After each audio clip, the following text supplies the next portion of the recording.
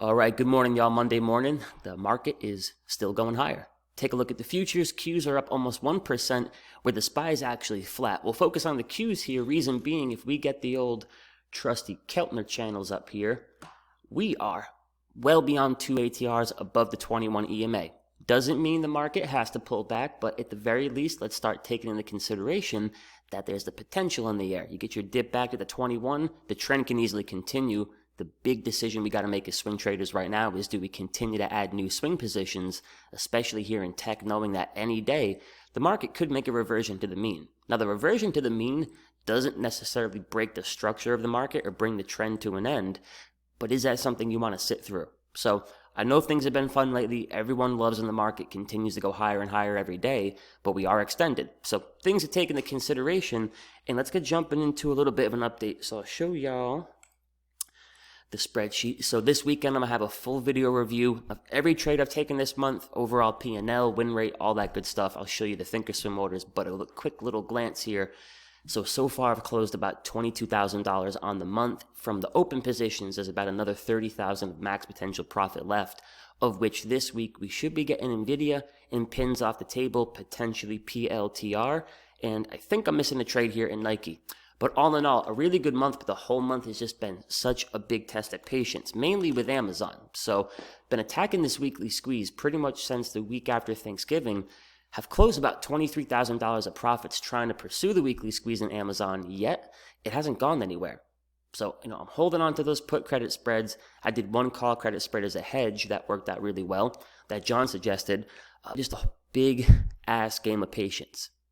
I love the structure here. We're above the weekly 21, stack moving averages, great looking weekly squeeze. Yet for weeks on end here, Amazon didn't do anything right, but it didn't do anything wrong. So ultimately got paid last week as those put credit spreads got about 75% of their max profit, still holding tight here in NVIDIA. So another trade where I've been scaling into this position from the weekly squeeze, it hasn't really done anything right, it's done nothing wrong. The structure of the weekly squeeze never changed. Holding above the 21.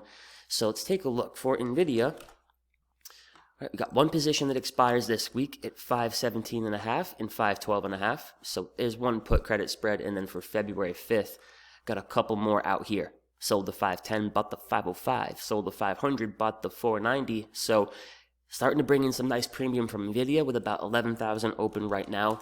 Pins. I did close some of my pins last week. Got one more put credit spread, looking to take that off the table. So it is the week of expiration for the 69 by 68 put credit spread. Good chunk of the open profit there. And then PLTR is a pain in the ass. So PLTR, I love the daily squeeze, and I'm sitting here last week thinking, you know what? Let me take a starter position. This is a good looking weekly squeeze, but maybe we take another week, 2 weeks to continue to tighten up here, and I'll have plenty of time to build my position. Not so much. Took the position a couple minutes after the open, and a couple hours later, off goes PLTR. So these are the silly things we complain about as traders, where you wish it could have gotten bigger, but regardless, March expiration put credit spread. Let's see where we're at. March 19th. Sold the 19 puts and bought the 18s. So we are deep out the money, and before I can add to a position here, I'm going to need me a pullback. So if we get the pullback, I'm certainly looking to place a couple more put credit spreads for March expiration, but if we don't come back in and just keep riding that wave, collect whatever premium is left. And then we have got, let's see, PLTR, pins, NVIDIA, and then that is about it, guys, as far as big size positions. Things I'm focusing on over the next couple of days here. NVIDIA. Now, I already got the positions, but the weekly squeeze hasn't even gotten going yet. The 3-day squeeze is trying to get it going here. So with a couple of weeks away from earnings, I would like to jump into potentially another put credit spread here on NVIDIA. Maybe selling a short strike down there, 515, 510. Just looking for the continued pump and that potential pre-earnings run.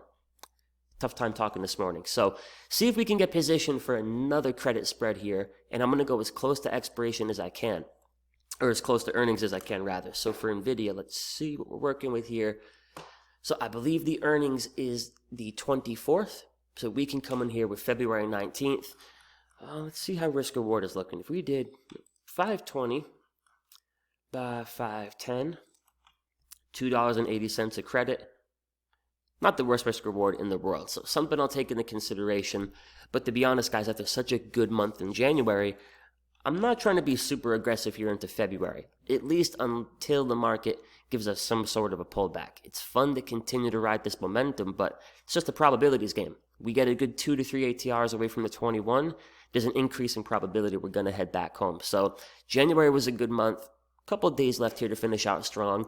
Still got some premium to collect from pins, from NVDA, from PLTR.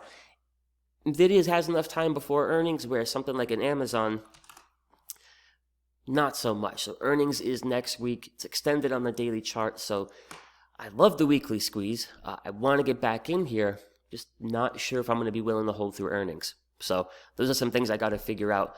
But I wish you guys the best of luck today. And I think those are the most important things to take into consideration right now. There's no lack of good-looking setups in the market, but we are at that point in time where the indexes are just a little bit extended. So potentially, before you go getting crazy aggressive here, just jumping into brand new swing trades, maybe you hold off a little bit, maybe you decrease your position size, maybe you give your trades more time to expiration, make some sort of adjustment just in case we do end up dipping here a bit. Can't be that big of a shocker. So wish you all the best of luck. I'll talk to you in the next video. Until then, trade safe, and I appreciate you.